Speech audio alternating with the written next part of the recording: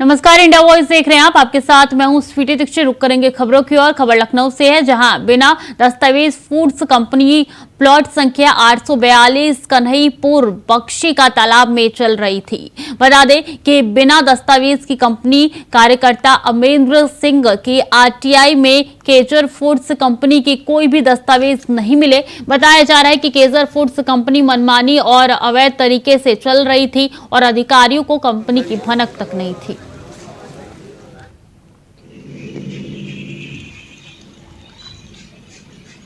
कौन बता रहा है? तो आईटीआई में इस बात का खुलासा हुआ है कि फर्जी तरीके से कंपनी चल रही थी। अधिकारियों को कानून इसकी खबर नहीं थी और आईटीआई जब दाखिल की गई, जिसके बाद से पूरे मामले का उजागर किया गया। अधिकारियों को थोड़ी भी भनक नहीं लगी इस पूरे मामले में। तो महत्वपूर्ण जानकारी आप तक पहुंचा रहे हैं। जहां देखिए, यहाँ पे केसर कंपनी है जो बिना दस्तावेज के चल रही थी। एक भी दस्तावेज इसके पास से नहीं मिल रहे हैं और जब तक आरटीआई नहीं किया था तब तक इस मामले पे से पर्दा नहीं उठा था। लेकिन जैसे ही आरटीआई किया तब इस मामले में खुलासा हुआ कि बिना कोई भी वैध दस्तावेज के ये केजर कंपनी जो है, फूड्स कंपनी है ये, जो कि फर्जी तरीके से चल रही थी।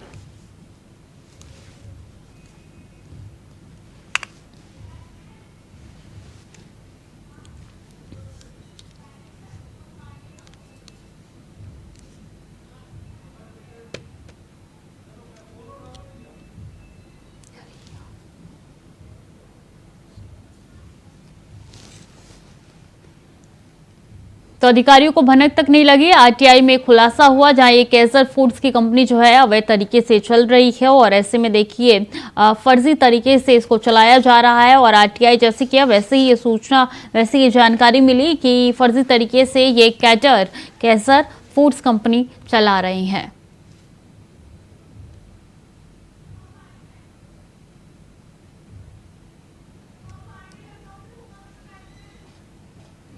शुभम पांडे ज्यादा जानकारी के साथ जुड़ चुके हैं। शुभम, क्या है ये पूरा मामला जिसका आरटीआई के जरिए खुलासा हुआ है?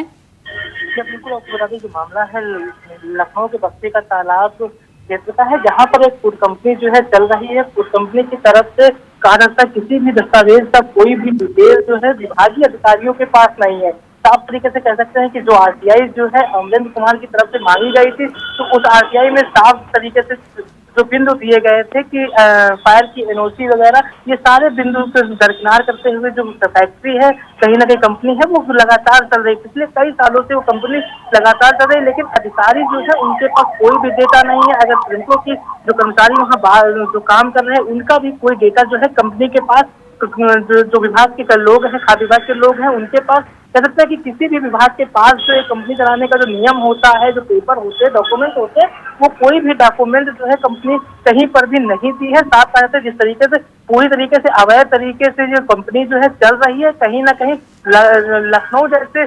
शहर में जब ऐसी कंपनियां चलती हैं तो आप अंदाजा लगा सकते हैं किस तरीके से जो अधिकारियों की मिलीभगत है कहीं ना कहीं सामने आई है। क्योंकि आरटीआई में जो खुलासे किए गए हैं कि किसी भी जो 4 बिंदु दिए गए, 4 बिंदु में कोई भी डॉक्यूमेंट जो है किसी अधिकारी के पास नहीं मिला है, ना ही फायर की नोटिस मिली है, ना ही कुछ मिला है। साफ है कि कहीं ना कहीं जो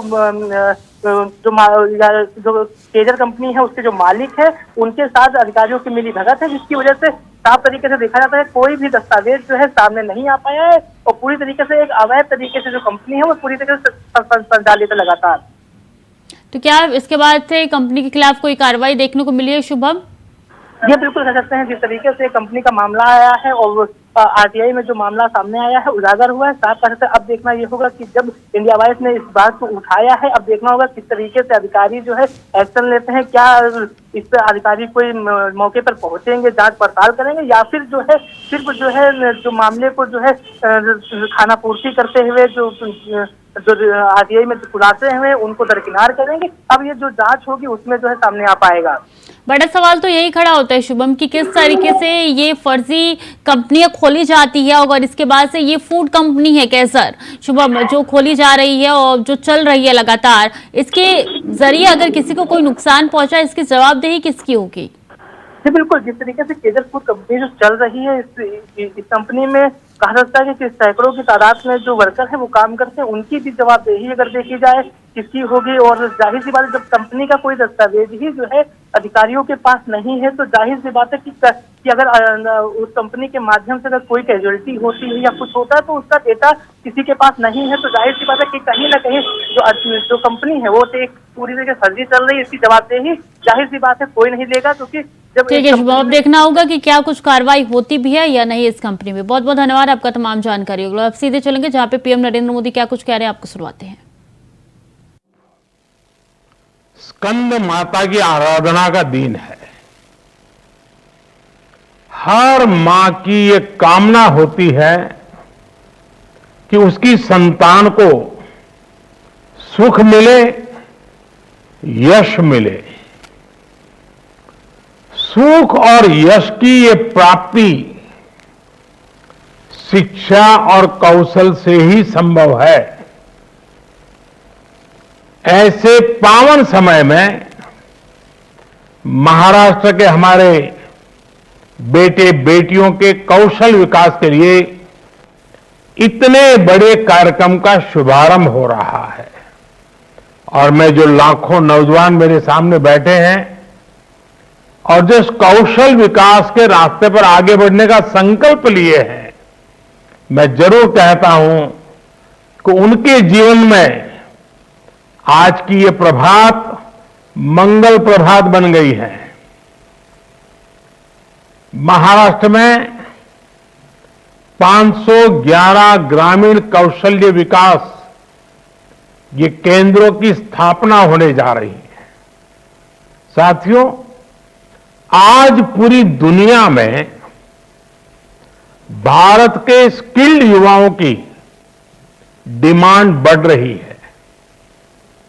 बहुत से देश ऐसे हैं जहां पर सीनियर सिटीजन्स की संख्या बहुत ज्यादा है, बुजुर्ग की संख्या बढ़ रही है और ट्रेन युवा बड़ी मुश्किल से मिल रहे हैं। इस बारे में किए गए सर्वे ये बताते हैं कि दुनिया के 16 देश करीब करीब 40 लाख स्किल्ड युवाओं को अपने यहां नौकरी देना चाहते हैं। इन देशों में स्किल्ड प्रोफेशनल्स की भी उसकी कमी की वजह से ये देश दूसरे देशों पर निर्भर है। Construction sector, health care sector, tourism industry, hospitality, education और ट्रांसपोर्ट जैसे बहुत सारे सेक्टर हैं जहां आज विदेशों में बहुत डिमांड है।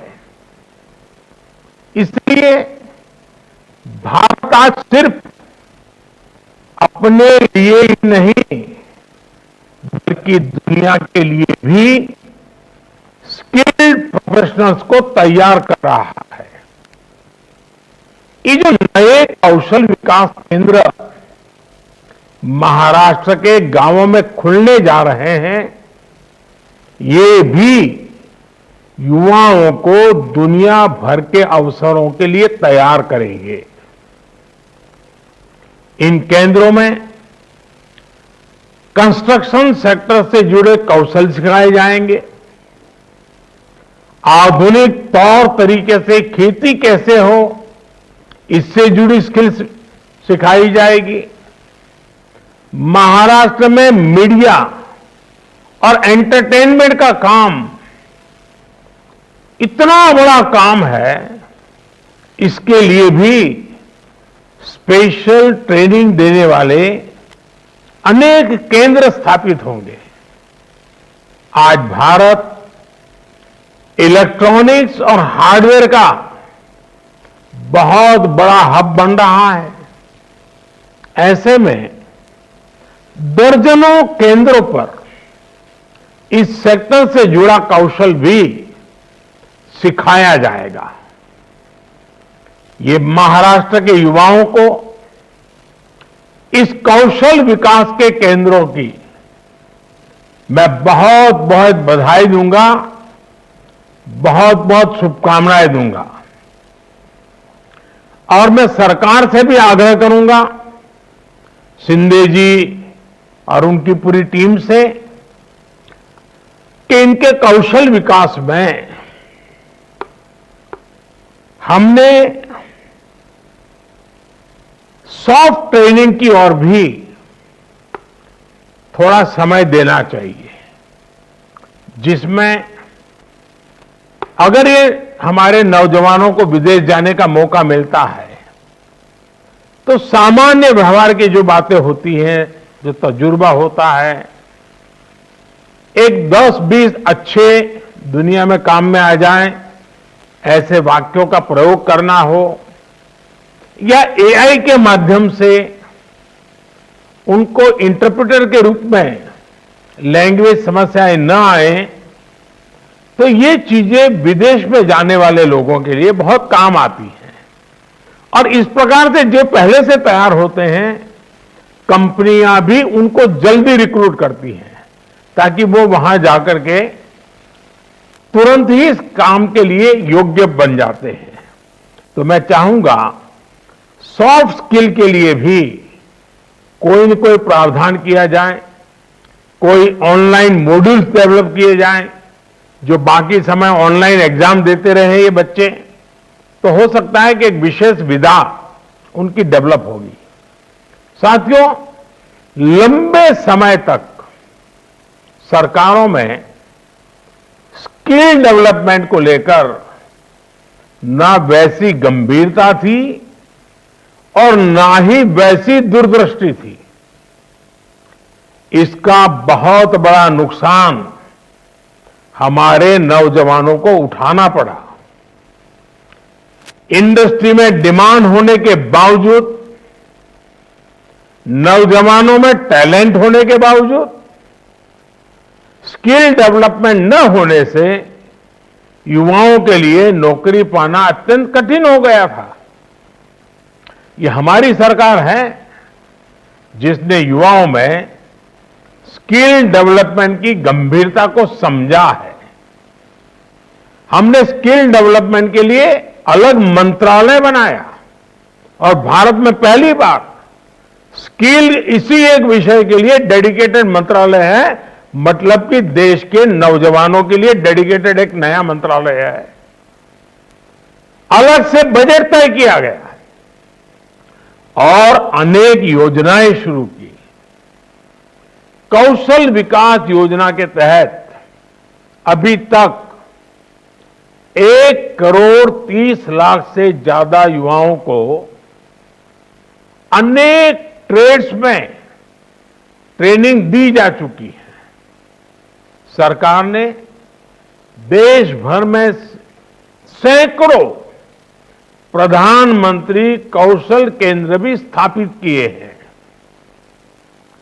साथियों, स्किल डेवलपमेंट के ऐसे प्रयासों से सामाजिक न्याय को भी बहुत बल मिला है। बाबा साहब आंबेडकर भी समाज के कमजोर वर्गों के कौशल विकास पर बहुत जोर देते थे। बाबा साहब का चिंतन जमीनी सच्चाई से जुड़ा हुआ था।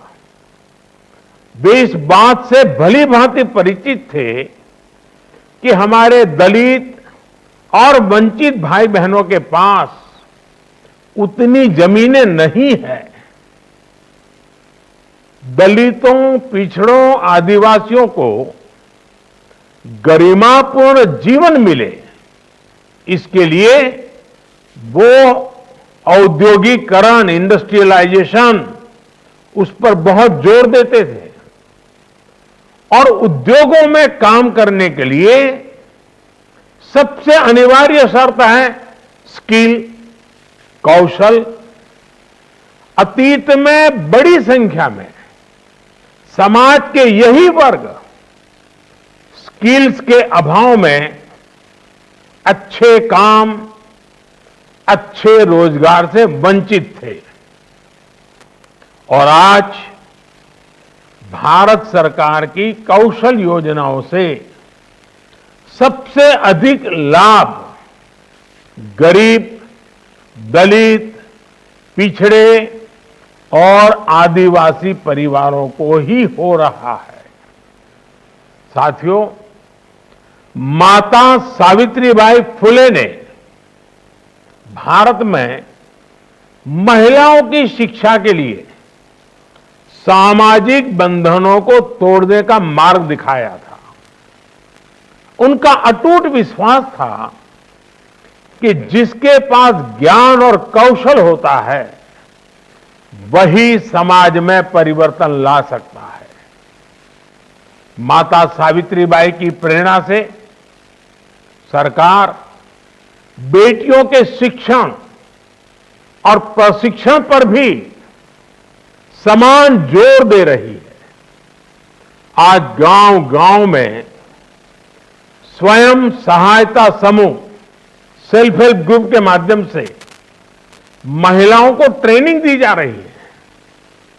महिला सशक्तिकरण कार्यक्रम के तहत 3 करोड़ से ज्यादा महिलाओं को विशेष प्रशिक्षण दिया गया है। अब देश ड्रोन के माध्यम से खेती और विभिन्न कार्यों को भी।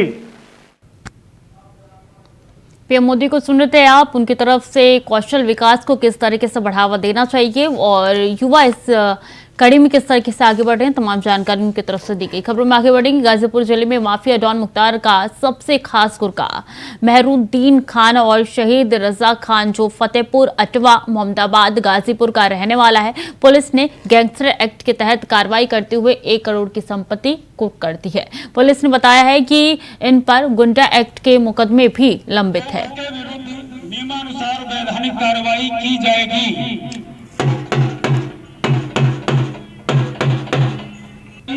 अनधिकृत प्रवेश करेगा तो उसके विरुद्ध नियमानुसार वैधानिक कार्रवाई की जाएगी।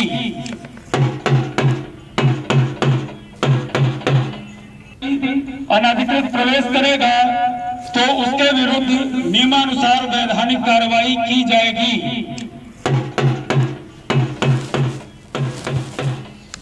सुशील तिवारी से खबर पर ज्यादा जानकारी के साथ जुड़ चुके हैं। सुशील, मुख्तार के गुर्गे के खिलाफ एक और बड़ी कार्रवाई, संपत्ति कुर्क की गई। सही कहा आपने। गाजीपुर जिले में अगर हम बात करें तो माफिया डॉन मुख्तार अंसारी के जो भी गुर्गे हैं उन पर लगातार कार्रवाइयां हुई हैं और आज स्वीटी बड़ी कार्रवाई की गई है। IS 191 गैंग के लीडर मुख्तार अंसारी के सबसे खास गुर्गों में गिना जाता था और नन्हे खां के नाम पर लगातार बेनामी संपत्तियां थी। प्रशासन एक अलर्ट मूड में था और जो कि करीमदीनपुर का रहने वाला था।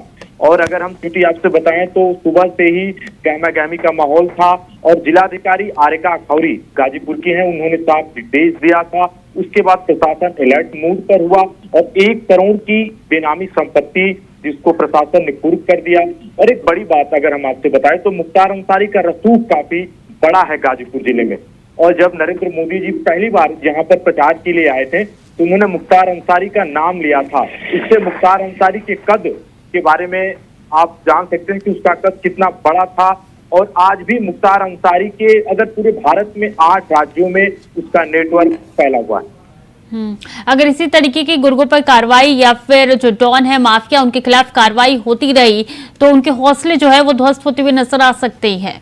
ठीक कहा जी, आपने सही कहा। इसके साथ ही स्वीटी अगर हम आपसे बताएं तो जो भी मुख्तार अंसारी के गुर्गे हैं वो 573 करोड़ की संपत्तियां अभी तक प्रशासन ने जब्त कर लिया है और एसपी ओमवीर सिंह ने साफ निर्देश भी दिया कि जो भी उसके गुर्गे हैं उन्हें चिन्हित किया जा रहा है और लगातार कार्रवाइयां होंगी। इससे पहले बिल्कुल इसी तरीके की आगे कार्रवाई होती रही तो हर गुंडा माफिया जो है वो इस तरीके से बुलंदी से कार्य नहीं कर पाएगा। बहुत बहुत शुक्रिया आपका सुशील, तमाम जानकारियों के लिए।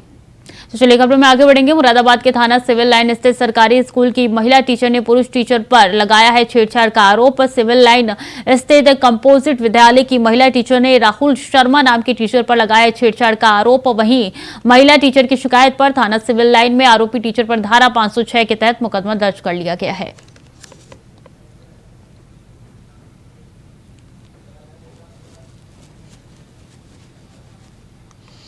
इसी खबर पर ज्यादा जानकारी के साथ शारिक सिद्दीकी जुड़ चुके हैं। शारिक, क्या है ये पूरा मामला? देखिए, मैं आपको बता दूं, ये पूरा मामला मुरादाबाद जनपद के सिविल लाइन थाना इलाके की पीली कोठी के पास का एक विद्यालय का है, जहां पर एक शिक्षक के द्वारा अपने ही साथी जो कर्मचारी हैं उन पर गंभीर आरोप लगाते हुए एक शिकायत पीएसए विभाग में दी थी और उसके बाद वही शिकायत मुरादाबाद जनपद के सिविल लाइन थाने में दी गई थी, जिसके बाद तत्कालीन पुलिस अधिकारियों के द्वारा मामले का संज्ञान लिया गया। उस पूरे मामले में मुरादाबाद जनपद के थाना सिविल लाइन में मुकदमा दर्ज किया गया। तो वहीं शिक्षक के द्वारा जो कर्मचारी राहुल शर्मा है उनके ऊपर गंभीर आरोप लगाए। पुलिस ने इस पूरे प्रकरण में मुकदमा दर्ज करते हुए मामले में जांच शुरू कर दी और इसमें वैधानिक कार्यवाही की बात पुलिस के द्वारा कही जा रही है। जी, अभी कोई भी एक्शन नहीं लिया गया है?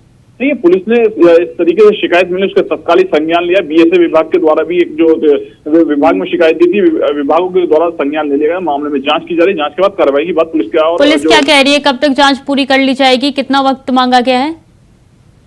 मैम, पुलिस अधिकारियों का कहना है कि मामले में विवेचना चल रही है। जिस तरीके से साक्ष्य सामने आएंगे उसके आगे अग्रिम वैधानिक कार्रवाई की बात पुलिस अधिकारियों के द्वारा कही गई है। जी, तो कब से परेशान किया जा रहा था यहाँ पे महिला टीचर को? देखिए, महिला शिक्षक का जो महिला कर्मचारी हैं उनका यही आरोप है कि वो जो है लगातार प्रताड़ित किया जा रहा था। प्रताड़ित होने के बावजूद उनके जो है तुम्हारा उसी विद्यालय में पहुंची थी और वो जो है वहाँ छात्रों को पढ़ाया जा रहा था और उसके बाद जो था घटना को लेकर जो है विभाग के अधिकारियों को दी थी। लंबे समय से जो कर्मचारी है उसके द्वारा परेशान किया जा रहा था, जिस पूरे मामले में मुकदमा दर्ज कर लिया गया है। विभाग अधिकारियों के द्वारा क्या उस समय कोई एक्शन नहीं लिया गया कि बात यहाँ तक पहुंच गई? देखिए, जब तक विभागीय अधिकारियों के जो शिकायत दी थी, विभागीय अधिकारियों ने मामले की जांच की है। मामले की जांच के बाद जो था कई सारे जो था उनका कहना था कि इस पूरे मामले में हम लोग विभागीय जांच भी कर रहे हैं और इसके साथ ही जो पुलिस में जो जिस तरीके से एलिगेशन लगाए गए हैं उसमें कहीं ना कहीं पुलिस जो है तुम्हारा प्राथमिक थाने में दिया गया था, तो उसमें मुकदमा दर्ज करा है। विभाग और पुलिस के दोनों की तरफ से कहना है कि जल्दी इसमें कानूनी कार्रवाई को अंजाम दिया जाएगा। जी, ठीक है शारिक, बहुत बहुत धन्यवाद आपका तमाम जानकारियों के लिए। चलिए खबर में आगे बढ़ेंगे। केंद्रीय गृह मंत्री अमित शाह आज जगदलपुर पहुंचे, जहां उन्होंने मां दंतेश्वरी मंदिर पहुंचकर पूजा अर्चना की, जिसके बाद उन्होंने जनसभा को भी संबोधित किया। गृह मंत्री अमित शाह ने केंद्र सरकार की ओर से लोगों को मिल रही योजनाओं की जानकारी दी। वहीं उन्होंने कहा है कि इस साल छत्तीसगढ़ में 3 दिवाली मनाई जाएगी। इसके साथ ही उन्होंने कहा है कि कांग्रेस की सरकार केंद्र में थी तब सिर्फ 29,000 करोड़ आदिवासियों के लिए आते थे। हमारी सरकार केंद्र में आई तो ये बजट बढ़कर 1,000 करोड़ रुपए पहुंच गया। देश भर में एक दिवाली मनेगी, सब जगह एक ही दिवाली मनाते हैं ना, जरा बोलो भाई।